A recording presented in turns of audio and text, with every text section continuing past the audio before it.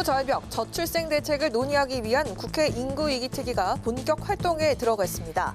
교육위가 진행하려던 정순신 변호사의 아들 학교폭력 청문회는 정 변호사의 불출석으로 다음 달 14일로 연기됐습니다. 부산으로 내려간 국민의힘 지도부가 2030 부산 엑스포 유치 지원에 총력을 다하겠다면서 힘을 실었습니다. 또 당정은 전기 가스요금 인상을 일단 보류하고 여론을 수렴하기로 했습니다. 이재명 민주당 대표의 공직선거법 위반 혐의 세 번째 공판에서 이 대표 측은 여전히 고 김문기 처장과 모르는 사이라며 관련 의혹을 전면 부인했습니다. 청년 정치인의 시각으로 이슈를 분석해보는 청년마수, 천원 아침밥 등 MZ세대를 잡기 위한 정치권의 움직임과 저출산 인구위기 대책으로 쏟아지고 있는 다양한 정책들이 과연 주요할지 정치권을 향한 청년 세대들의 목소리를 전하겠습니다.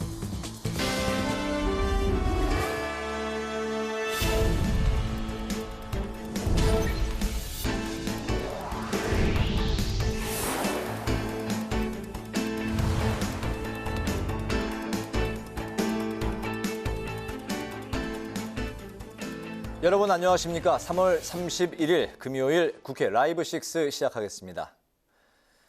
우리나라 지난해 출산율은 0.78명으로 역대 최저를 기록한 가운데 국회가 인구위기 특별위원회를 구성해서 저출산과 인구절벽 문제 해법 마련에 들어갔습니다. 오늘 부처 업무 보고를 시작으로 본격 활동에 돌입한 인구위기특위는 저출산 대책을 총괄하는 정부의 컨트롤타워가 제대로 작동하지 않고 있다고 지적하고 출산율을 높이기 위한 지원 확대를 주문했습니다. 보도에 박지영 기자입니다. 보건복지부와 교육부 등의 업무 보고를 받은 국회 인구위기특위는 저출산 문제 해결을 위한 방안에 집중 논의했습니다. 의원들은 특히 저출산 정책을 담당하는 정부의 컨트롤타워가 제 역할을 못해 그동안 막대한 예산 투입에도 불구하고 효과는 미미했다고 지적했습니다. 결과적으로는 17년간 330조 원이 들어갔는데 효과가 미미하고 그 이유는 제대로 정책이 제대로 관리가 되지 않고 추진 주체가 명확치 못했다. 복지부의 더 역할을 더 확대하고 더 열심히 하라는 말씀으로 알겠습니다. 의원들은 저출산 문제 해결을 위해선 신혼부부에게 안정된 정주 여건을 조성해주고 최소한 방 2칸짜리 아파트가 대중교통이 크게 불편하지 않는 지역에 한 10년 정도 안정적으로 제공이 된다면 상당히 영향을 줄 거라는 그런. 육아휴직 제도 등의 활성화로 일과 양육의 병립이 가능한 환경도 만들어야 한다고 강조했습니다. 남자 여자의 육아휴직의 비율이 아직까지 선진국과 비교해 보면 남성이 굉장히 낮고 육아휴직뿐만 아닙니다. 여러 가지 고용제도 관련된 것들이 대기업과 10인 미만 사업장의 편차가 굉장히 심하다는 겁니다. 교육 시스템이 바뀌지 않으면 근본적으로 저출산 문제 해결이 어렵다고도 했습니다. 모두가 대학 진학하는 이 부분을 해결하지 않으면 절대 해결할 수 없다고 생각하고 사회 진출이 늦어지니까 결혼도 늦어지고 출산율도 그러니까 또 낮아집니다. 의원들은 지역 소멸과 인구절벽 문제는 밀접한 연관이 있다며 인구 감소 지역에 본사를 이동하는 기업에 인센티브를 주는 방안 등의 검토도 주문했습니다. 한편 인구위기특위는 오늘 회의에서 저출산 등의 효과적인 대책 마련을 위한 민간자문위원회도 구성하기로 했습니다. 민간자문위는 인구, 아동 관련 분야 전문가 20명 내외로 꾸려질 예정입니다. 인구위기특위는 다음 달 6일 기획재정부와 법무부, 국방부 등의 업무 보고를 이어갈 예정입니다. 국회방송 박지영입니다. 국회 교육위원회가 국가수사본부장에서 낙마한 정순신 변호사 자녀 학교폭력 관련 청문회를 다음 달 14일 다시 열기로 했습니다. 오늘 오전에 열린 청문회에서 정순신 변호사가 공황장애를 이유로 불출석하자 교육위는 이 같은 의사일정 변경안을 의결했습니다. 국민의힘은 여야 합의 없이 개최된 청문회에 정치적 의도가 있다며 반발하며 퇴정했고 민주당은 정순신 증인 없이는 청문회를 진행할 수 없다고 비판했습니다. 교육위는 다음 청문회에 정 변호사 배우자와 아들도 증인으로 신청한 가운데 민주당은 정순신 변호사 등에 대한 청문회 불출석 고발장을 서울 남부지검에 제출했습니다. 국민의힘 지도부가 오늘 부산을 찾아 2030 부산 엑스포 유치를 위한 지원에 총력을 기울이겠다고 약속했습니다. 국민의힘은 또 정부와 전기가스 요금 인상을 잠정 보류하기로 결정했습니다. 보도에 홍혜진 기자입니다. 국민의힘 지도부가 부산을 훑으며 2030 부산 엑스포 유치 지원에 힘을 실었습니다. 부산시 의회에서 부산시와 연석회의를 개최한 국민의힘은 엑스포 유치가 실현되면 대한민국이 선진국의 입지를 더욱 확고히 하는 계기가 될 것이라며 의원들의 외교 역량 발휘를 당부했습니다. 모든 인적, 물적, 공식적이고 비공식적인 네트워크를 최대한 가동해서 각 회원국들을 공략해야 한다는 점에서 여기 계신 여러 의원들의 역할이 무엇보다 중요하다고 생각합니다. 박형준 부산시장은 엑스포 유치가 지역 균형 발전에도 도움이 될 것이라고 강조하며 국회에 적극적 지원을 요청했습니다. 부산이 글로벌 허브 도시로 거듭남은 물론 남부권 전체가 새로운 발전의 동력을 얻게 될 것이고 그것을 통해서 지금 우리나라의 가장 심각한 문제 중에 하나인 수도권 일국주의와 이 불균형 발전 문제를 해소할 수 있는 이어 국민의힘 지도부는 엑스포 유치 활동가들과 간담회를 갖고 엑스포 개최 예정지를 돌며 애로사항 등을 청취하고 확고한 지원 의지를 피력했습니다. 한편 국민의힘은 정부와 논의 끝에 올해 2분기 전기와 가스 요금 인상을 잠정 보류하기로 했습니다. 국민의힘은 당정 협의 후 브리핑을 통해 전기 가스 요금 인상이 불가피하다는 점을 다시 확인했지만 국민 부담 가중 등을 우려해 여론 수렴 후 인상 여부를 결정하기로 했다고 말했습니다. 최근 지지율 하락에 위기감을 느끼고 있는 국민의힘이 지역은 물론 각종 민생 현안을 당이 주도적으로 챙겨 나가겠다는 의지를 보이는 것으로 풀이됩니다. 국회방송 홍혜진입니다. 지난 대선 과정에서 허위 사실을 공표한 혐의로 재판에 넘겨진 이재명 더불어민주당 대표가 오늘 법원에 출석했습니다. 이 대표 측은 고 김문기 전 성남도시개발공사 개발 1처장과 모르는 사이라며 관련 의혹을 전면 부인했습니다. 보도에 김희연 기자입니다. 이재명 더불어민주당 대표가 재판을 위해 서울중앙지방법원에 출석했습니다. 이 대표는 지난 대선에서 성남시장 재직 당시 고 김문기 전 성남도시개발공사 개발 1처장을 알지 못했다고 말해 허위사실 공표 혐의로 재판에 넘겨졌습니다. 이 대표는 허위사실 공표 혐의를 인정하냐는 기자들의 질문에 답하지 않고 법원으로 들어갔고 이 과정에서 계란이 날아오른 등 소동이 빚어지기도 했습니다.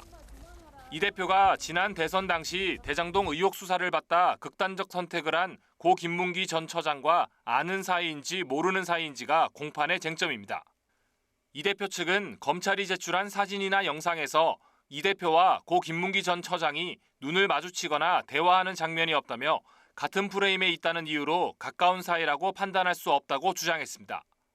또 이 대표가 성남시장 재직 당시 40여 명과 16개국 출장을 갔는데 사람들을 모두 기억할 가능성은 크지 않다며 관련 의혹을 전면 부인했습니다. 한편 민주당은 대학생들에게 양질의 아침밥을 1,000원에 제공하는 1,000원의 아침밥 사업을 당 소속 지방자치단체장들과 함께 추진하기로 했습니다. 당 소속 지자체장들과 긴급 줌회의를 가진 김민석 정책위의장은 정책의 연속성을 위해 지자체장들과 함께 중앙정부의 예산 확대를 촉구하는 성명을 내기로 했습니다. 국회방송 김희연입니다. 4.5 재보궐선거 사전투표가 오늘부터 내일 오후 6시까지 진행됩니다. 국회의원 재선거는 전북 전주울 선거구 한 곳이며 경남 창녕구는 기초단체장, 울산은 교육감 보궐선거 등 전국 9개 지역에서 실시합니다. 해당 지역의 유권자는 신분증을 지참하면 선거가 실시되는 지역의 사전투표소 어디서든 별도의 신고 없이 투표할 수 있습니다. 국회 부산도서관이 오늘 개관 1주년을 맞았습니다. 지역민들의 발길이 1년 내내 이어지면서 영남 지역 대표 지식정보기관이자 복합문화공간으로 자리매김하고 있습니다. 보도에 태윤영 기자입니다. 지난해 3월 문을 연 국회 부산도서관. 한국 전쟁 당시 임시수도였던 부산에서 국회 도서실로 싹을 틔운 국회 도서관이 개관 70주년을 맞아 부산에서 최초의 분관을 개관했습니다. 주말 평균 1,500명이 방문하는 등 1년 동안 28만 명이 다녀간 지역의 새로운 명소가 됐습니다. 여의도 국회 도서관에는 없는 어린이 자료실은 가족 단위 방문객을 사로잡았고 음악회와 특강 등 교육과 행사 그리고 전시는 도서관의 문턱을 낮추는 데 큰 도움이 됐습니다. 그 책 읽는 장소를 뛰어넘어서 문화와 전시 체험 또 오늘처럼 강연을 즐기는 복합 문화 공간으로 자리 잡아가고 있는 모습을 지켜보면 우리 국회가 참 이것에 분원을 잘 만들었구나 하는 마음이 뿌듯해지기도 합니다. 국회 부산도서관에서 소장하고 있는 자료만 단행본과 학위 논문 등 모두 177만 권으로 전자책과 오디오북 등 언제 어디서나 열람할 수 있는 자료도 6만여 종에 달합니다. 지역 기반 서비스를 위한 국내외 도서 구입과 생태학과 영화 등 특화 자료 기증을 통해 매년 3만 2천여 권을 수집하겠다는 계획도 세우고 있습니다. 지역에 영향을 미친 기관 등을 선정하는 지난해 부산 10대 히트 상품에 국회 부산도서관이 이름을 올리는 등 성과도 눈에 띕니다. 지역 발전에 기여한다고 해서 시민들이 투표하셔서 부산 10대 히트 상품에 저희가 뽑히는 영광을 누리기도 했습니다. 국회 부산도서관은 지식의 정보를 전국적으로 연결하는 상징적인 공간으로 성장해 나갈 것을 약속드립니다. 영남권 첫 국립도서관이자 복합 문화공간으로 자리매김하고 있는 국회 부산도서관. 올 하반기 중 부산경제진흥원과 함께 취업 특강을 진행하는 등 지역의 일자리 지원센터 역할도 담당할 계획입니다. 국회방송 태윤영입니다.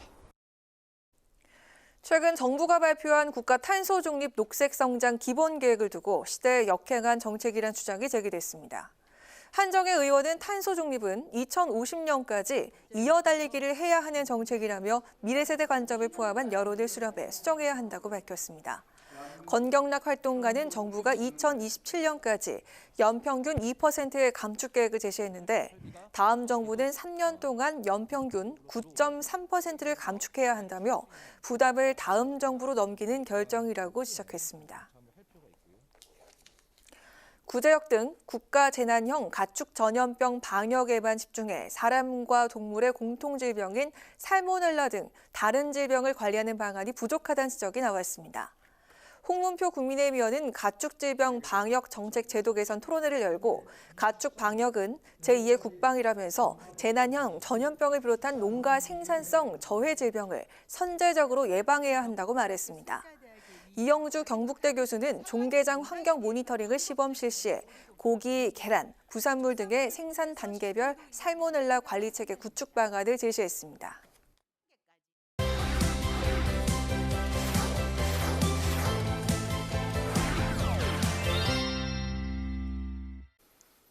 네, 한 주간에 있었던 정치 이슈를 콕콕 집어서 정리해드리는 순서 주간 이슈픽 코너입니다.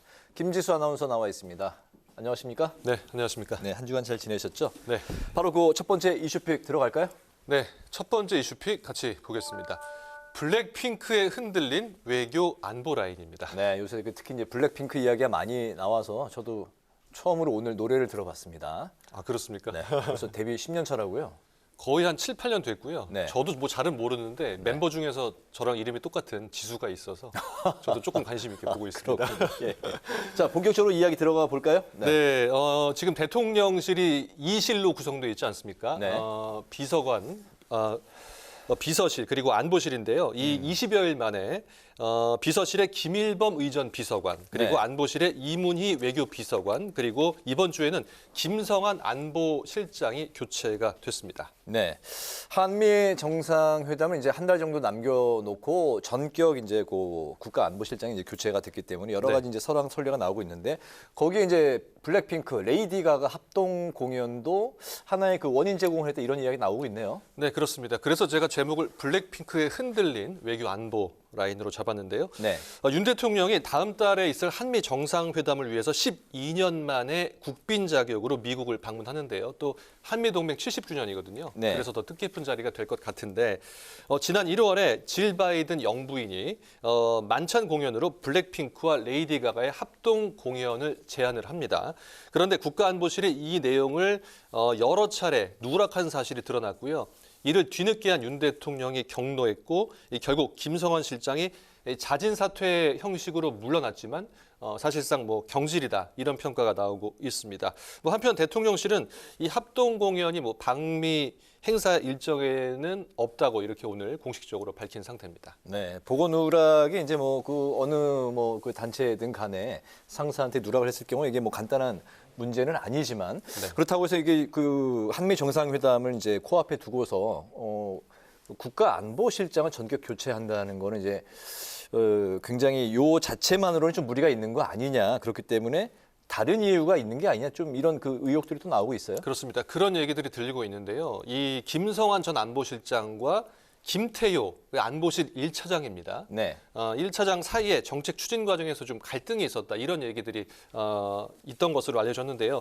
특히 한일 회담 추진 과정에서 이 김 전 실장은 한일 문제가 사실 민감하지 않습니까? 그래서 신중론을 폈고 이 김 차장은 선제적 양보에 힘을 실은 것으로 그렇게 전해지고 있습니다. 네. 이처럼 두 사람의 정책 철학이 달랐던 데다 안보실 내부는 물론 이 비서실 내부에서도 이 정보 공유가 제대로 안 되는 문제가 있었다. 이런 분석들이 지금 나오고 있습니다. 네, 속도전 스타일 또 이게 신중한 그런 스타일로 두 분의 스타일이 이제 또 이제 갈린다 그런 평가도 나오고 있는데 어쨌든 그 외교 안보 라인의 그 전격 교체 이번 그 사태를 바라보고 있는 여야 시각이 이제 지금 많이 차이가 있죠. 그렇습니다. 민주당은 정말 이 블랙핑크와 레이디 가가의 합동 공연 때문에 이 합동 공연 보고를 누락한 것 때문에 외교 비서관을 내쫓고 안보실장이 사퇴하나. 대한민국 대통령 안보실이 이토록 허접한 곳이 됐냐며 비판을 했고요. 대통령실의 권력 다툼으로 김 전 실장이 물러난 것 아니냐며 이 사퇴 경위도 밝혀야 한다고 주장을 한 상태입니다. 하지만 국민의힘은 갑작스러운 교체라면서도 이 대통령이 읍참마속의 심정으로 인사 결정을 한 것이다. 즉 한미 정상회담이라는 어떤 중요한 일정을 앞두고 내린 국정 운영을 위한 결단이다. 이렇게 분석을 하고 있습니다. 얼마 전에 있었던 한일 회담 기억나시죠? 그리고 이제 5월에 아마 이 한미일 3국이 정상회담을 할 것으로 예측이 되고 있는데 이것을 이어주는 것이 바로 4월에 있을 다음 달에 있을 한미 정상회담입니다. 이렇게 한 달 남겨놓고 실무 협상을 했던 책임자가 교체가 되면서 이 논란은 계속되고 있습니다. 네, 어쨌든 뭐 한미 정상회담은 차질 없이 잘 진행이 돼야 되는 것만큼은 이제 분명한 사실인 것 같습니다. 네. 자, 이제 첫 번째 이슈픽 살펴봤고 이제 두 번째 이슈픽도 들어가 보죠. 어떤 내용인가요? 네, 두 번째 이슈픽 3월 쌍특검 무산입니다. 네. 민주당이 50억 클럽 특검법과 그리고 김건희 여사 특검법을 함께 이 쌍특검으로 추진을 해서 패스트트랙으로 처리하려고 했지만 무산이 됐습니다. 네, 민주당이 이제 말씀하신 것처럼 쌍특검을 패스트트랙으로 이제 올리려고 했는데 정의당의 거절은 이제 무산이 된 거잖아요. 그렇습니다. 국민의힘과 바로 이제 그 협상에 들어가서 이제 진행을 시켰는데 그 어떤 상황이었는지부터 좀 들어볼까요? 네, 민주당이 169석이잖아요. 그래서 이제 패스트트랙으로 처리를 하려면 이제 180석이 필요한 상황이라 이 정의당의 협조는 필수입니다. 그래서 뭐 정의당이 캐스팅 보트 역할을 하고 있다 이렇게 볼 수 있는데요. 네. 정의당의 입장을 보면 이 패스트트랙으로 법안이 통과되려면 최장 이 8개월이 걸린다. 따라서 국민의힘을 설득하고 법사위에서 절차대로 처리하는 것이 빠르다. 즉 절차적 정당성을 얻어야 한다. 이런 입장이었습니다. 이에 따라서 정의당, 이 민주당의 이 패스트트랙 지정안을 사실상 거절하고 법사위에서 우선 처리하겠다는 입장을 밝혔었고요. 여기에 이제 말씀하신 대로 국민의힘이 정의당의 손을 들어주면서 어제 오전에 이제 50억 클럽 특검법만 법사위에 상정이 됐고요. 이에 따라서 이 쌍특검을 패스트트랙으로 지정하려던 민주당의 계획에 제동이 걸린 겁니다. 네, 정의당 입장은 이제 패스트트랙을 쓰면 오히려 이제 8개월 이상 걸린다. 그래서 이제 뭐 이게 좀 슬로우 트랙이 아니냐 이런 이야기도 이제 나오고 있는데 어쨌든 그 법사위에서 50억 클럽 특검법이 좀 어떻게 잘 진행이 될 것 같습니까? 어떻게 보세요? 쉽지는 않은 상황인데요. 이 특검법 어제 이제 상정된 특검법이 이제 3가지입니다. 네. 의원 3명이 각각 이제 발의한 법안들인데 먼저 특검 후보자를 어느 당이 추천할지부터가 지금 문제입니다. 국민의힘은 대장동 사건의 핵심 피의자가 민주당 이재명 대표인데 네. 민주당이 특검을 추천하고 임명하겠다는 것은 후안무치하다며 비판을 하고 있는 상황이고요. 민주당은 이 법사위에서 법안이 다음 주까지 처리가 되지 않으면 50억 클럽은 물론 원래 이제 함께 처리하려고 했던 김건희 여사 특검법까지 묶어서 패스트트랙으로 지정하겠다는 입장이라 뭐 좀 지켜봐야 될 것 같습니다. 네, 알겠습니다. 자, 마지막 그 세 번째 이슈픽 가볼까요? 네, 세 번째 이슈픽 보겠습니다. 체포 동의안 달라진 결과입니다. 네, 여야 간의 이제 체포 동의안에 이제 표결을 두고서 그 서로 이렇게 달랐던 결과. 그렇습니다. 예. 뭐 한 달여 만에 이제 두 건의 체포 동의안이 올라왔다가 한 건은 부결, 한 건은 가결이 됐는데요. 네. 어제 본회의에서 이제 하영재 국민의힘 의원의 체포 동의안이 가결되면서 이재명 대표 체포 동의안 부결되지 않았습니까? 네. 달라진 결과가 나왔습니다. 네, 말씀하신 대로 이제 민주당 이재명 대표가 이제 한 달 전에 이제 부결이 됐었고 네. 어제 하영재 의원은 이제 체포 동의안이 가결이 됐습니다. 그렇죠? 네. 하영재 의원이 이제 정치자금법 위반 혐의로 구속영장이 청구됐었는데요. 어제 본회의에서 무기명 투표를 한 결과 재석 의원 281명, 281명 중 찬성이 160표, 반대가 99표, 그리고 네. 기권이 22표로 가결됐습니다. 국민의힘은 투표에 앞서 사실상 이 체포동의안 찬성으로 의원들에게 권고 요청을 했고요. 민주당은 이 당론 없는 자율투표 방침을 결정했었습니다. 결국 가결 방침을 세운 국민의힘에서 이탈표가 없었다고 가정을 한다면 최소 50명 이상의 민주당 의원이 찬성표를 던진 것으로 추산이 되는데요. 이로써 21대 국회에 제출된 현직 국회의원에 대한 체포동의안이 6건이었는데 네. 4건이 가결됐습니다. 정정순 의원, 이상직 의원, 정찬민 의원에 이어서 이번에 하영재 의원까지 4건의 체포동의안이 가결이 된 겁니다. 21대 국회에서 체포 동의안이 6건이었고 그중에 이제 4건이 어제 건까지 포함해서 가결이 됐다. 네. 그 여야가 이제 서로 이제 그 쟁점을 두고 서로 이제 그 다투고 있는 상황에서 국민의힘은 어제 체포한 동의 결과를 놓고 이제 대야 공세에 집중하고 있고 민주당은 대일 외교 비판을 또 이제 이어가고 있는 그런 형국이네요. 네, 그렇습니다. 여야가 지금 다른 입장들을 보이고 있는데요. 좀 자세히 구체적으로 보면 국민의힘 하영재 체포동의안 가결을 계기로 공세 수위를 높였는데 네. 이번 경우에도 내로남불의 사례로 올해 기록될 것이다. 그런데 이 부끄러운 것을 알지 못하는 것 같아서 안타깝다고 비판을 했습니다. 반면 민주당은 오히려 이 국민의힘의 동정표 가능성을 제기를 했는데요. 이 국민의힘에서 상당수의 동정표, 이탈표가 다수 발생한 것으로 보인다. 전형적인 국민의힘 의원들의 이중 플레이라고 맞받았습니다. 그리고 뭐 말씀하신 대로 계속 대일 외교 비판도 이어가고 있고요. 어쨌든 한 달여 만에 다시 이루어진 체포 동의안 표결에서 민주당 의원 수십 명이 하 의원에게는 가결표를 던지면서 뭐 일각에서 지금 이중 잣대 논란이 제기되고 있지 않습니까? 그 논란은 당분간 계속될 것으로 보입니다. 네, 그 내로남불을 이제 그 국민의힘이 민주당에게 이제 공격하고 있는 그런 단어인데 민주당도 국민의힘의 이중 플레이 어떻게 보면 좀 비슷한 말이기도 한데요. 네, 원리는 비슷한데 뭐 내용은 다르지만 어쨌든 이런 이중 플레이, 이중 잣대 논란은 뭐 계속될 것 같아서 지금 또 뭐 본회의라든지 뭐 여러 가지 또 지금 그 직회부대 하려는 법안들이 있지 않습니까? 네. 입법 전쟁을 지난주에도 했었는데 이런 입법 전쟁까지 이어서 뭐 계속 갈등은 지속될 것으로 보입니다. 알겠습니다. 오늘 주간 이슈픽 여기까지 듣겠습니다. 김재수 아나운서와 함께했습니다. 수고 많았습니다. 네, 고맙습니다.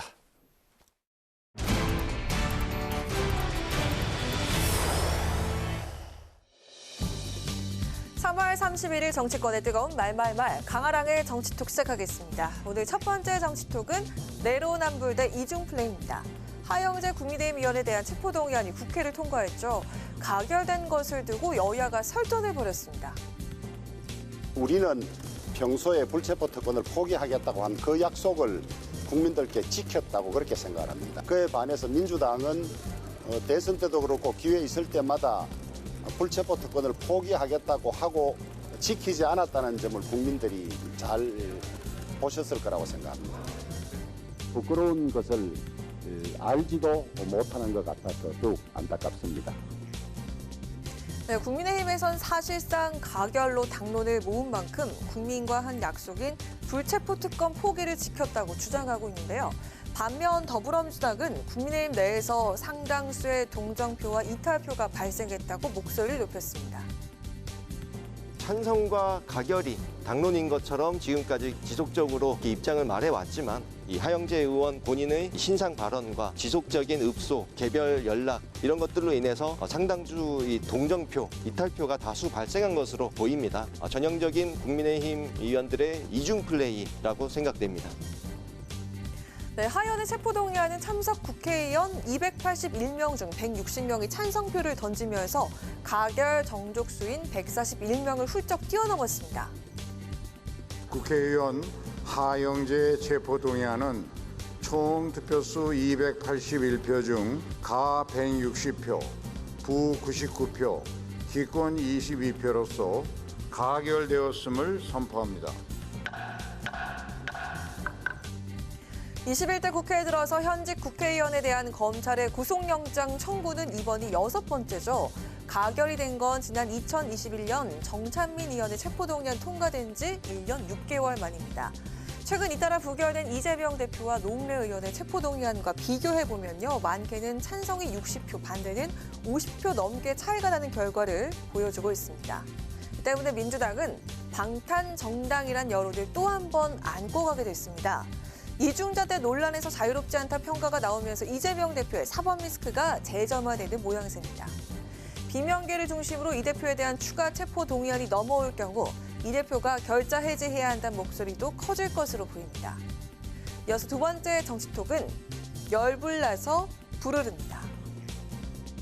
그날도 그거였어요. 정순신 아들 학폭 문제였는데 제가 물어보고 한동훈 장관의 답변하는 누가 뭐래도 그 인사 검증 책임은 한동훈 장관 아니겠습니까? 그 책임감을 느끼는 자세를 보여야 되는데 오히려 거꾸로 제가 팩트 체크를 제대로 못해서 잘못 물어보는 것처럼 오히려 저를 역공을 하더라고요. 그러니 제가 속에서 열불이 부르르던 거죠. 지난 27일 국회 법제사법위원회 전체 회의에서 김의겸 의원이 한동훈 장관에게 질의하며 손을 떠는 모습이 포착됐습니다. 해당 영상을 본 일부 누리꾼들은 건강에 이상이 있는 것 아니냐, 김 의원이 한 장관 답변에 무척 화가 난 것 같다 등의 반응이 나오자 김 의원이 적극 반박에 나선 겁니다. 두 사람은 정순신 변호사 대검 부대변인 이력을 두고 실랑이를 벌였었죠.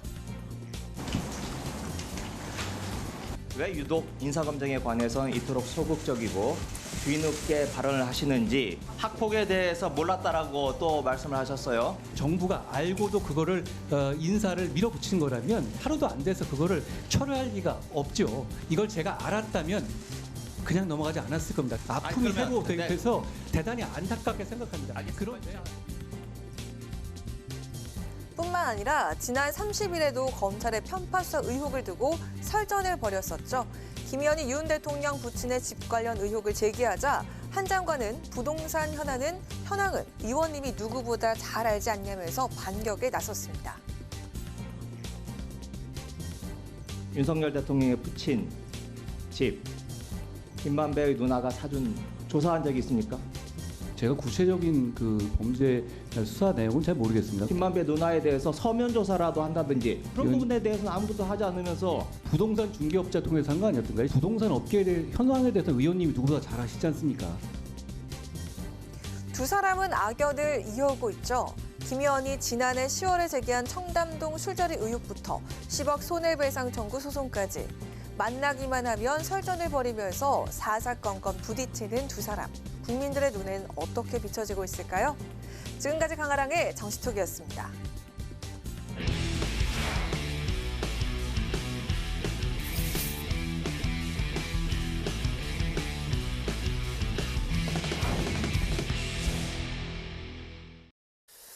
네, 이번엔 청년 정치인의 시각으로 정치권 이슈를 분석하고 토론해보는 청년 맞습니다. 오늘도 권지웅 더불어민주당 전 비대위원, 문성호 국민의힘 대변인 두 분 나오셨습니다. 어서 오십시오.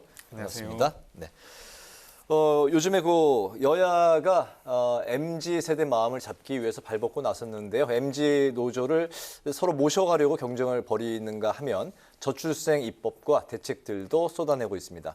과연 청년 민심을 제대로 조준하고 있는 건지 관련해서 먼저 첫 번째 이슈로 이야기를 나눠보겠습니다. 먼저 문성호 대변인께 여쭤보겠습니다. 요즘에 천원 아침밥이 그 여러 그 좀 이슈가 되고 있고 네. 예, 그 인기인데 그 MZ 세대의 마음을 얻기 위해서는 뭐 첫 번째 단계가 먼저 그 MZ라는 단어 자체를 좀 쓰지 마라 뭐 그런 이야기도 있는데 어쨌든 그 국민의힘이 돌아선 MZ 세대를 잡기 위해서 이제 여러 그 고심이 좀 많은 상황인데 제대로 이 천원 아침밥이 좀 주요한 것 같습니까? 어때요? 우선 지금 이 정책에 대해서는 호응이 굉장히 좋은 편이고요. 실제로 최근에 물가가 굉장히 많이 이제 상승하면서 뭐 아무래도 주머니 사정이 좀 어려운 학생들, 이런 학생들이 이제 뭐 식사나 이런 학교에서 하다못해 친구들이랑 같이 밥 먹는 것도 문제가 있을 수 있었거든요. 네. 이런 부분에서 뭐 굉장히 좋은 호응을 얻고 있는 건 사실입니다.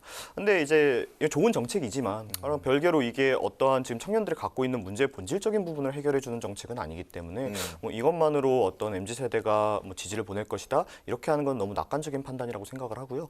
그래도 좋은 정책이니만큼 이렇게 좀 더 확대되고 또 많은 분들이 이제 지원을 받을 수 있도록 되면 좋겠다고 생각하고 있습니다. 네, 뭐 그 천원 아침 뭐 이거 하나로 뭐 그 MZ 세대 마음을 뭐 다 얻기는 뭐 무리지만 어쨌든 이런 정책들이 좀 많이 이제 쌓이면 뭐 MZ 세대의 마음이 또 이제 돌아설 수도 있고. 근데 조금 이제 달리 생각해야 할 부분이 이게 지금 어떻게 보면은 그냥 이제 학교 측과 국가가 이제 어떤 식사비를 지원해주는 정도의 네. 이제 정책입니다. 그런데 이런 정책들이 꾸준히 이제 관리 감독이 들어가지 않으면 결국 이제 뭐 업체 측에서 기존에라면은 이제 만약에 예를 들면 식사에 대한 뭐 질이 떨어진다거나 하면 학생들이 사 먹지 않으니까 여기에 신경을 쓰겠지만 보조금으로 운영이 되다 보면은 좀 이런 거에 소홀해지는 경우도 많이 있어요. 네. 그렇기 때문에 이게 단순히 어떤 퍼포먼스적으로 지금 막 잘 되고 있으니까 한다가 아니라 꾸준한 어떤 관리 감독 이런 것까지 정책적으로 좀 이어져야 진짜 효과가 있는 정책이라고 말씀드립니다. 알겠습니다. 여당에서는 이제 150만 명까지 이제 목표로 하고 있는 그런 상황인데 민주당이 오랜만에 그 여당에서 하는 일을 이제 발목 잡지 않고 화답을 했습니다. 예산을 늘려서 더 확대하자 뭐 이런 이야기를 했는데요. 천원의 그 아침밥이 여야의 그 오랜만에 좀 협치의 모습을 보여주는 게 아닌가 뭐 그런 인상도 받았어요. 그러니까 뭐 이 사안으로 협치가 시작된다는 것 자체가 되려 슬픈 일이긴 한데. 아, 슬픕니까? 어쨌건 필요한 일이기 때문에 당연히 호응하는 거라고 생각하고요. 민주당에서도 이 같은 것을 이미 동의하고 있었기 때문에 게다가 조금 더 해서는 그 아침 학식이라고 하는 게 시간이 좀 짧게 설정돼 있는 경우가 많습니다. 좀 늦게 몇 시까지인가요?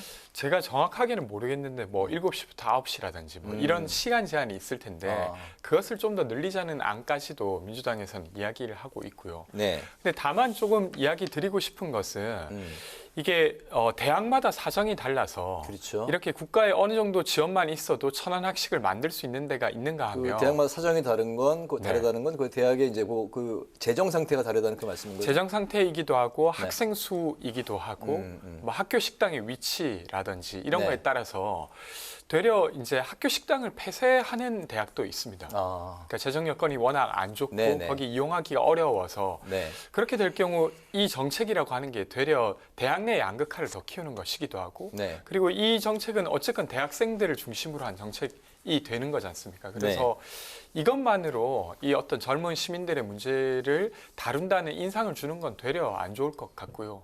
아까 문성호 대변인께서 이야기하신 대로 사실 주 69시간제라든지 아니면 전세 사기 문제라든지 이런 것들의 많은 대상이 또 청년입니다. 그래서 이 부분과 관련해서 또 정부가 움직여주는 것 이런 것들까지 좀 포함돼야 진짜 정부 혹은 아니면 여당이 이 같은 이제 청년들의 문제를 풀려고 하고 있다라고 느끼지 않을까 싶습니다. 알겠습니다. 지금 말씀하신 게 바로 이제 인구위기 특별위원회 이제 오늘 국회에서 열렸던 이제 관련 그 이야기니까 그거는 조금 뒤에 또 이야기를 나눠보도록 하고요.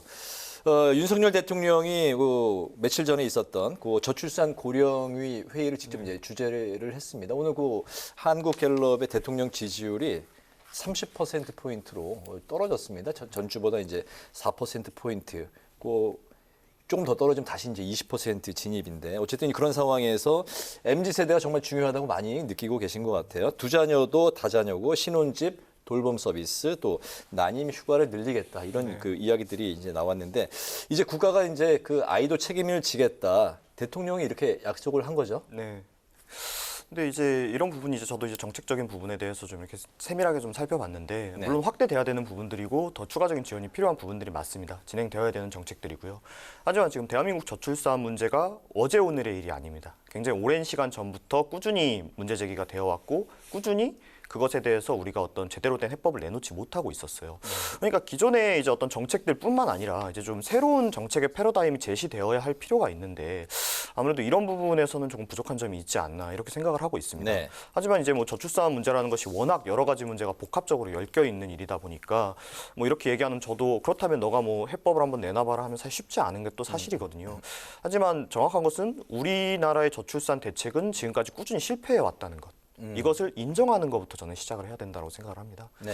그렇기 때문에 좀 기존과는 달리 좀 다른 분야 쪽에서의 의견을 좀 들어야 되지 않을까 이렇게 말씀드리고 싶습니다. 그렇군요. 저출산 대책 고령위 회의에서 이제 나왔던 이야기인데 어쨌든 그 한쪽에서는 69시간제, 한쪽에서는 또 뭐 출산을 장려하고 관련 뭐 대책 이야기들이 나오고 있는데 69시간제 출산 장려는 사실 좀 약간 서로 엇박자의 이야기로 들릴 수도 있을 것 같습니다. 어떻게 보세요? 뭐 그냥 그렇게 들린다는 게 아니라 완전히 모순된 것이죠. 일주일에 69시간을 일할 수 있게 하면서 네. 물론 이제 극단적인 상황까지는 감안한 69시간제이긴 합니다만. 근데 어쨌건 윤석열 정부의 입장은 주 40시간 플러스 12, 즉 52시간제가 적절하지 않다는 주장이잖아요. 네. 그러니까 더 일할 수 있게 만들어야 된다. 사업자 입장에선 그것이 필요하기 때문에 라고 주장하고 있기 때문에 그것이 이제 출생률 장려라는 것과는 상반된 모순된 것이 분명하고요. 그리고 최근에 또 다른 모습은 전세 사기 피해 지원 대책을 내수 활성화 대책에 포함시켜서 발표했어요. 네. 마치 전세 사기 피해자를 지원하면 내수 제약 요소가 줄어들어서 내수가 활성화될 거라고 발표한 것이죠. 근데 제가 이야기 드리고 싶은 건 뭐냐면 윤석열 정부가 진심으로 이 출생률 문제를 풀고 싶은가 하는 질문이 있는 겁니다. 그러니까 주 69시간제도 엄청 오랫동안 논란을 하다가 오늘에서야 당정대 그 어떤 회의를 마치고 6천 명에게 물어서 이걸 좀 전면 재검토하겠다라고 발표했잖아요. 사실 훨씬 전부터 그런 발표를 했었어야 되는데 끝까지 미루다가 이제까지 온 것이고 전세 사기 대책은 되려 내수 활성화 대책으로 되게 어떤 포장하고 있고 이런 것들을 봤을 때 진정성을 느끼긴 좀 어렵다고 생각되고요.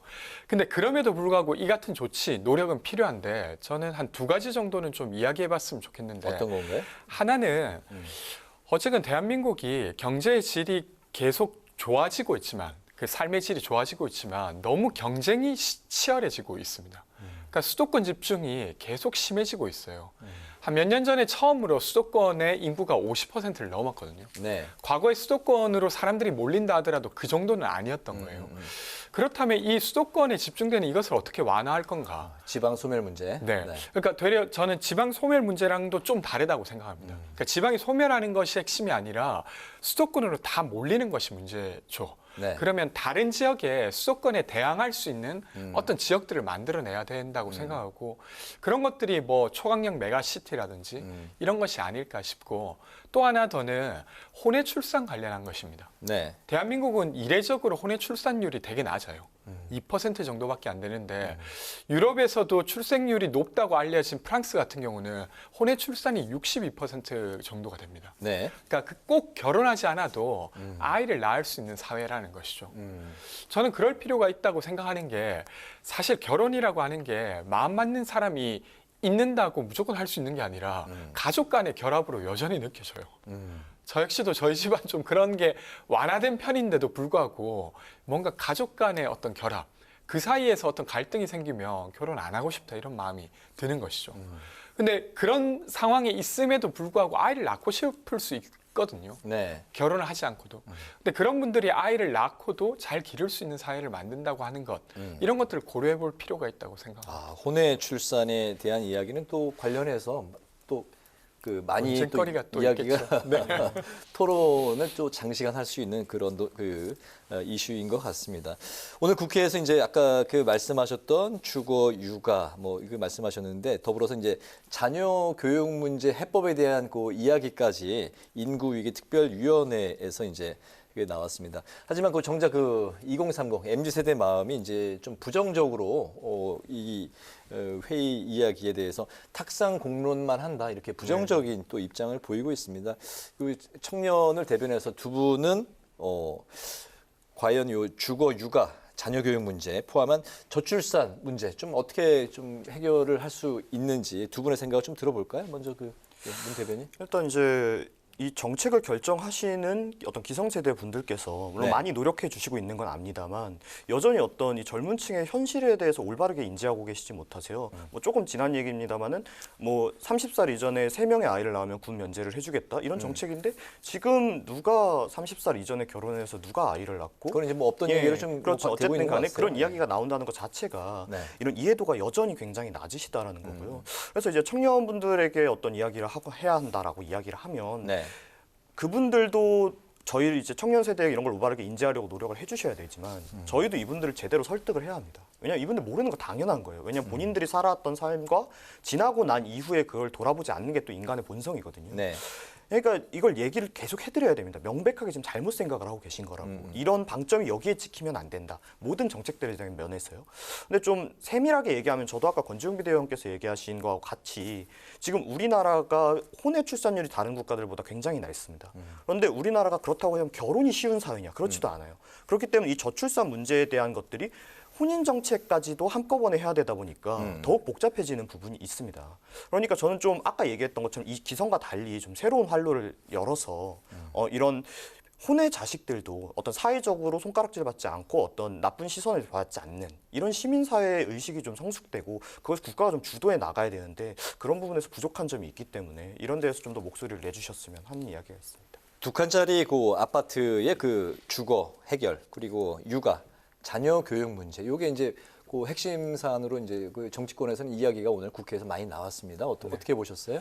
일단은 아까 거시적으로 말씀드린 바와 같이 수도권을 넘어서는 또 다른 수도권을 어떻게 만들 거냐 이것과 그리고 아까 그러니까 결혼해야만 아이를 낳는 이 문화를 어떻게 벗어날 거냐가 있다고 생각하고 좀 세부적으로는 저는 지금 아이를 키우고 있는데 아이가 갑자기 아프면 맞벌이를 지금 하고 있는데 되게 곤란해요. 게다가 아이가 혹시라도 전염성이 있는 어떤 병을 앓고 있으면 어디 보내기도 매우 어렵거든요. 근데 그럴 때 쓰라고 긴급 보육 지원이 있습니다. 근데 제가 이걸 작년 대선 때 돌아다니면서 사람들한테 이야기를 들어보니까 긴급 보육 지원을 신청하면 대기자가 너무 많다는 거예요. 정작 정말 급해서 그걸 쓰는 건데 그걸 쓰려고 하면 오랫동안 기다려야 되는 거예요. 그런 것들을 몇 번 경험하다 보면 둘 중에 한 사람은 그냥 그만두자. 아니면 이제 부모님 사는 대로 이사할 수 있으면 가자 이렇게 되는 거거든요. 근데 그러니까 제가 드리고 싶은 건 뭐냐면 이 문제는 아주 총체적인 문제여서 지금 있는 제도가 제대로 작동하는지 그것이 어디서 막히는지 이런 것들을 되게 꼼꼼하게 챙기고 그 피드백을 받아서 바로바로 바꾸는 노력 이런 집요함이 있을 때만이 지금 아이를 키우는 사람들이 근데 생각보다 키울만 하다. 그리고 그걸 보면서 저 사람도 저렇게 키우는데 난들 왜 못하겠냐. 이렇게 하에 가는 게 아이를 낳고 싶은 분들은 낳을 수 있는 사회를 만들 수 있지 않을까 싶습니다. 네, 저출산 대책만 해도 한 1시간 이상 토론이 필요한데 우리 오늘 그 남은 게 또 이제 절반밖에 소화를 못했습니다. 시간을 이제 많이 보냈고 좀 속도를 높여보겠습니다. 자, 후쿠시마 수산물 수입에 대한 논란이 점점 커지고 있어요. 그 대통령실은 일본 언론 플레이에 부하 내동하지 마라. 일본 언론에 윤석열 대통령이 국민을 설득하겠다는 이제 보도가 나왔기 때문에 이런 이야기가 나왔는데 대통령실에서는 후쿠시마 수산물 수입은 없다 이렇게 했지만 관련 논란이 이제 쉽게 사그라들지 않고 있는 상황인데요. 대통령실이 오염수 방류는 이제 그 수산물 수입에 대해서 확인 불가다 이렇게 이제 불분명한 태도를 보인 것도 하나의 또 단추를 좀 제공한 측면이 있는 것 같습니다. 예, 먼저 들어볼까요? 불분명하다고 이야기하셨는데 이것은 명확하게 없다라고 이야기를 좀 하셨거든요. 이런 후쿠시마산 수산물이 들어오거나 이런 방류에 대해서 우리가 거기에 대해서 할 일은 없다. 우리 국민에게 들어올 일은 없다. 명확하게 이야기를 하셨고 그렇기 때문에 저는 지금 오히려 민주당이 이제 항상 어떤 한일 간의 외교에서 뭐 비단 이번만이 아니라 이전에서 어떠한 성과가 있더라도 뭐 일본을 신뢰할 수 없기 때문에 이런 것은 성과가 아니다. 이런 식으로 이야기를 많이 했습니다. 했어요. 그런데 네. 아이러니하게도 지금은 오히려 저희 정부에서 아니라고 명확하게 이야기를 하고 일본 측에서만 이야기가 나오고 있는 상황인데 민주당이 굉장히 일본의 언론을 신뢰하고 그걸 가지고 이야기를 하고 있단 말이죠. 그러니까 저도 뭐 만약에 진짜 뭐 만약에 뭐 대통령께서 이렇게 대통령실에서 뭐 입장이 나왔는데 알고 봤더니 그렇지 않다. 그렇다면 거기에 대해 큰 비판을 받아야 되고 책임을 져야겠죠. 하지만 그런 소스가 지금 나오지 않은 상태에서 뭐 어떤 이제 일본의 언론만을 신뢰하고 이런 정치적 공세를 하는 것은 저는 좀 무리한 일이라고 생각을 합니다. 그러니까 이런 부분에는 좀 더 사실 확인이 좀 더 파악되는 대통령의 그 발언에 대해서 그 민주당이 공세인 것 같다. 일본 언론을 너무 신뢰하는 거 아니냐. 예. 어떻게 생각하세요? 저는 좀 달리 생각하는데 그냥 지금 야당이 그냥 주장하는 게 아니라 그냥 전례가 벌써 2번이나 있었어요. 네. 일본 외무상이 강제동원은 없었다라고 말했을 때 한국 정부가 아무 말도 안 했습니다. 그리고 나서 그냥 한다는 변명이 기시다 총리가 역대 내각의 어떤 입장을 받아들이기로 했으니까 그것이 이제 사실상 사과한 거다. 이렇게만 말해요. 되게 네. 애매하겠죠. 그리고 나서 일본 교과서가 또 수정되었어요. 강제 동원과 관련해서 그 표현이 되게 완화되었고 독도는 일본 땅이고 한국이 불법 점거하고 있다라고 변경되었죠. 한일 회담을 해서 그 한국은 사실 사법부를 완전히 무시하고 강제동원 피해자의 입을 막으면서까지 가서 네. 우리가 제3자 변제하겠다고 했는데 아무것도 돌아오는 건 없어요. 되려 뒤통수만 맞고 있는 상황이고 후쿠시마 방류 관련해서도 지금은 수산물 수입은 없다라고 말하지만 방류 자체에 대한 입장은 아직 말하고 있지 않습니다. 사실은 방류 자체가 문제죠. 왜냐하면 수산물만의 문제가 아니라 그 물이 그 오염수가 이미 바다로 들어가고 나면 이건 되돌릴 수 없는 일입니다. 근데 여기에 대해서 자국의 문제일 뿐만 아니라 자국 수산물 시장의 문제일 뿐만 아니라 그러니까 자국에 영향을 줄 수밖에 없는 태평양 연안에 대한 어떤 문제를 이처럼 한국이 되게 소극적으로 한다는 것 자체가 저는 말이 안 된다고 생각해요. 그래서 저는 여러모로 보나 지금 윤석열 대통령이 한국의 이익을 전혀 대변하지 못하고 있다고 생각합니다. 네, 알겠습니다. 그 국민의힘 그 박대출 정책위 의장이 이제 관련해서 바로 이 후쿠시마 물고기는 북한발 유포가 내려진 그런 괴담이다. 북한에서 지령을 내린 거다. 이런 발언을 해서 또 그 색깔론이 또 느닷없이 등장을 했습니다. 예. 실제로 이번에 이제 뭐 민주총 뭐 간첩단 사건이라든지 뭐 시민단체에서 이런 뭐 북한의 지령을 받고 활동했던 내역들이라든지 이런 것이 나오면서 뭐 이전에 저만 해도 진짜 뭐 한 중학교 고등학교 때 우리나라에 간첩 어디 있어 이런 생각했는데 네. 뭐 이러한 것이 실제로는 여전히 암약하고 있었던 것이 밝혀졌기 때문에 목소리는 나올 수 있다라고 생각을 합니다. 근데 다만 이게 그렇다고 해서 어떤 이런 비판의 목소리를 내는 전체가 뭐 북한의 지령을 받고 행동을 한다 이런 식으로 이야기를 하는 것은 뭐 굉장히 위험한 발언이기 때문에 아마 그런 뜻으로 하신 건 아닐 거라고 저는 생각하고 있습니다. 네. 저는 정말 웃음이 났는데요. 그러니까 이게 지금 그린피스가 그 후쿠시마 방사능 오염수 방류하지 말라고 서명운동 받고 있어요. 그럼 그린피스도 북한의 지령을 받아서 이렇게 하고 있는 겁니까? 그러니까 얼마나 곤궁했으면 지금 야당이 주장하는 것이 북한의 지령이라고 말하는 상태가 되었을까? 전 정말 안타깝다고 생각하고요. 사실 자체, 그러니까 진실 자체도 부정하는 행동이라고 생각하고 지금 여당, 그러니까 윤석열 정부가 임명한 진실화해 위원장이 여전히 5.18과 관련해서도 북한의 개입을 부인할 수 없다 이런 말을 하고 있어요. 네. 저는 정말 말도 안 되는 이야기를 하고 있다고 생각하고 이런 색깔론이 지금 통할 거라고 생각하는 것 자체가 정말 어불성설이다 싶습니다. 네, 오늘 그 마지막 관련해서 들어볼 이슈는 그 전두환 씨의 손자 전우원 씨가 광주를 찾은 이야기입니다. 그 5.18 유족과 이제 피해자를 만나서 이제 사과를 했고 또 유가족 피해자 측의 이제 가족과 함께 오늘 포옹하는 장면까지도 나왔습니다. 또 그 전 씨가 폭로한 전 씨 일가의 이제 비자금 의혹 그리고 이제 추징금 문제. 전두환 씨가 이제 사망했기 때문에 이거는 이제 뭐 법적으로는 좀 어렵다라는 이제 해석도 나오고 있습니다.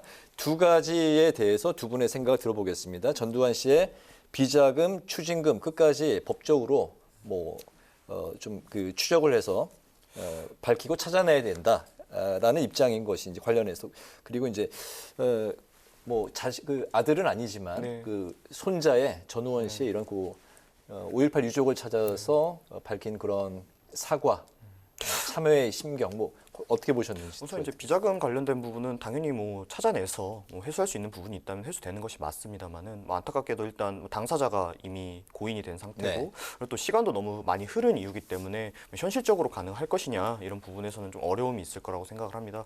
그것과 별개로 이제 전우원 씨가 5.18 묘지를 찾고 이제 그 관련 단체분들을 만나서 이것이 어떠냐 이것은 뭐 제가 판단할 일이 아니라 그 5.18 유족분들과 뭐 이런 피해자 단체분들이 그걸 어떻게 받아들이시냐가 중요하다고 생각을 해요.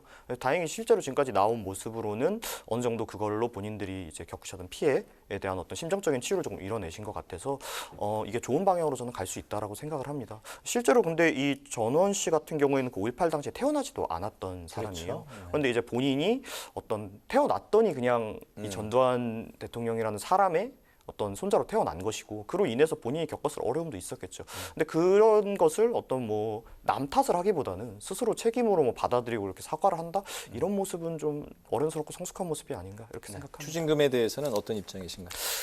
찾을 수 있다면 정말 좋을 텐데 이게 지금 현실적으로 그것이 가능할 것이냐 이게 뭐 이제 너무 오랜 시간이고 뭐 예전에 전산화도 안 됐을 때 시절에 있었던 일들이고 하기 때문에 현실적으로는 좀 어려운 부분이 있지 않을까 이렇게 생각하고 있습니다. 저는 일단은 전우원 씨가 이렇게 사과하는 모습은 매우 좋다고 생각합니다. 그리고 전우원 씨의 용기뿐만 아니라 학살자의 손자가 왔을 때 그것을 맞이하는 유가족들의 모습을 보면서도 또 좀 감동적이긴 했어요. 되게 환영해서 맞아주잖아요. 오히려 잘했다. 그리고 또 전우원 씨를 위로하는 모습도 보이더라고요. 그렇죠. 그래서 그런 걸 보면서 어떤 인간의 모습이 저렇게까지 할 수 있구나 이런 모습이 좀 저는 감동적이라고 생각하고요. 어쨌건 전두환 가족의 첫 번째 사과이지 않습니까?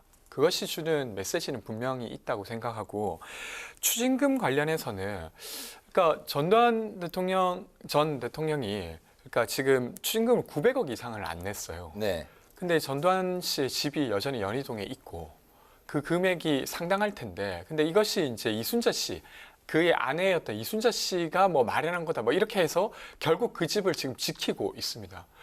그런 것들을 봤을 때 그 사실은 어떤 그 전두환 씨에 의해서 만들어진 재산이 여전히 가족에게 있다라고 예측할 수 있고 그것을 지금의 법령으로 어떻게 접근할 수 있는가를 좀 더 저는 찾아볼 필요는 있다고 생각합니다. 그래서 네. 현행 법령으로는 쉽지가 않겠지만 새로운 법령을 만들어서라도 방법이 있는지는 저는 찾아보아야 된다고 생각합니다. 알겠습니다. 오늘 그 청년마수 이제 마칠 시간이 됐습니다. 지금까지 권지웅 더불어민주당 전 비대위원, 문성호 국민의힘 대변인 두 분과 함께 천원 아침밥, 저출산 대책 등에 대해서 이야기를 나눠봤습니다. 오늘 말씀 고맙습니다. 잘 들었습니다. 네, 오늘이 3월 마지막 날인데 그 시기에 맞지 않게 아주 이례적으로 벚꽃이 벌써 활짝 피었습니다. 화려하게 피고 찰나에 사라지는 벚꽃이지만 이번 주말 좀 그 마음을 좀 여유롭게 가지시고 나들이 계획 세우시는 것도 괜찮지 않을까 생각이 드네요. 오늘 국회 라이브 6는 여기서 마치겠습니다. 시청해 주신 여러분 고맙습니다. 편안한 주말 보내십시오.